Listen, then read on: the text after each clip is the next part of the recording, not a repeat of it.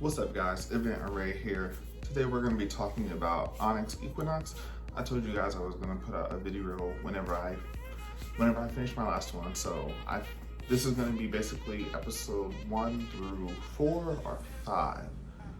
So I watched the first 4 episodes and wow. So there are going to be spoilers in this video for anyone who's watching. And for all of you sub lovers out here, this anime is a Crunchyroll original, and it is dubbed. I did notice on the app, or I watched it on my Xbox One. On the app, there's like 7 different subs. There was like French and German. There was a companion one, and then there was a podcast. It was a podcast companion. But I did find it in English. I usually prefer sub. I usually prefer dub because I can watch it and kind of do other things. I don't have to watch the screen, but I don't mind sub. I watch One Piece in sub, but I prefer dub usually. The only thing I definitely prefer sub in is in Yu Yu Hakusho because I hate Kuwabara's dub voice. I hate his dub voice. It's horrible. It's the worst thing in the whole show. So yeah, I have to watch Yu Yu Hakusho in sub if I can find it. But yeah, anyways, we're talking about Onyx Equinox. So right off the bat, and excuse me, there's a bunch of characters and they all have a bunch of names that I haven't learned yet.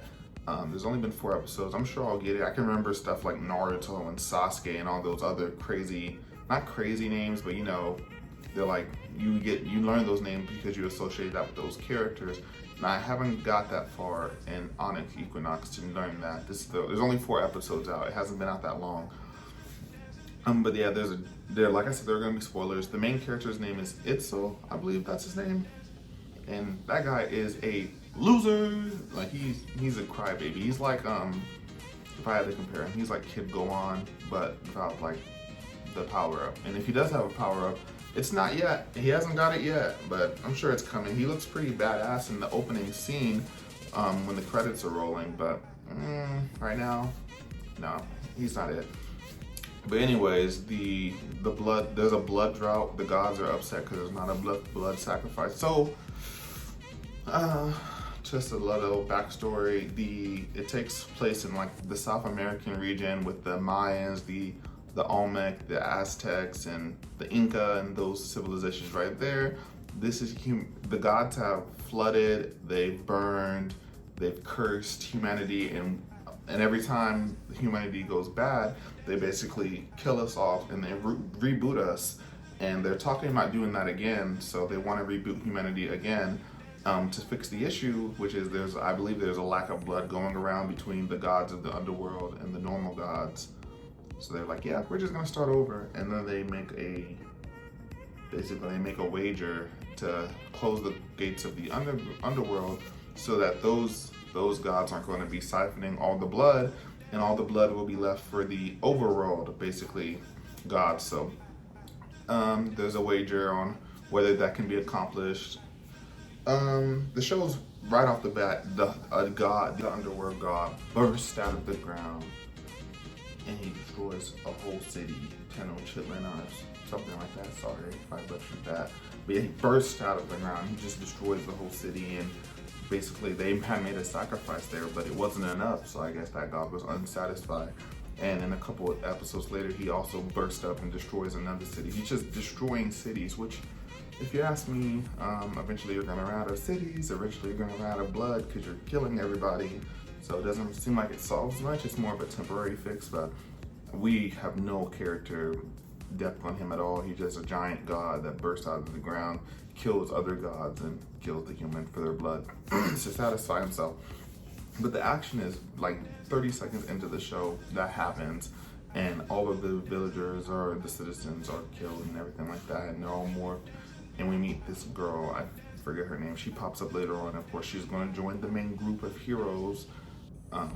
And her parents were taken to the underworld, so her goal is to basically get them back, because they're taken over by these like creatures that morph around them, but with the god metal, which was created by a previous incarnation of humanity, that it affects gods. When you touch it on the beast, it basically reverts them back.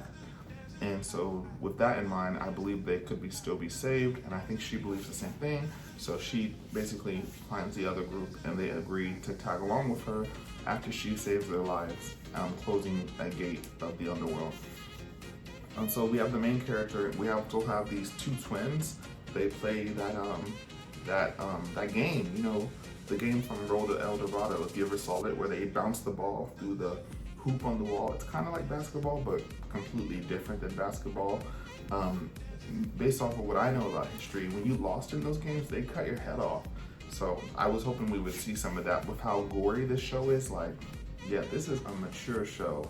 It's gory, there's nudity, there's gore, there's cursing, there's violence. Basically, it's a very adult show. Based around kids and this jaguar spirit guardian as they search their closing the gates of the underworld to prevent the underworld god from getting any blood, and eventually that god will starve and die. So that's pretty much the premise of it. So far, there has not been anything I dislike about that show besides the main character being kind of a whiny baby. He whines a lot, he complains a lot, but in the last episode, I don't think he whined that much. So I'm hoping it's more like a kid go on situation where eventually he'll mature and he'll basically be a super strong guy. I mean, we all have to start somewhere, and that's where I'm hoping his character is, and that he has a growth over, hopefully this only lasts one season and it's not a whole show's worth. Like, we had to wait years for Kid Go On to stop whining. So that's basically my thoughts on Onyx Equinox event array here. You know, Onyx Equinox, that sounds like a great YouTube channel name, and I'm still not quite satisfied with mine, so I may change it again. I'm still thinking about it. I haven't really been able to brand efficiently because I haven't settled on a name. I don't want to really invest in it, and so I have a name that I like, and I loved Event Horizon, but it was already taken, so you can't do anything about it. But yeah, Event Array, thanks for tuning in on this video on Onyx Equinox. If there's any other anime shows I should check out, let me know in the comments down below. Like if you liked the video, subscribe if you loved the video, and I'll catch you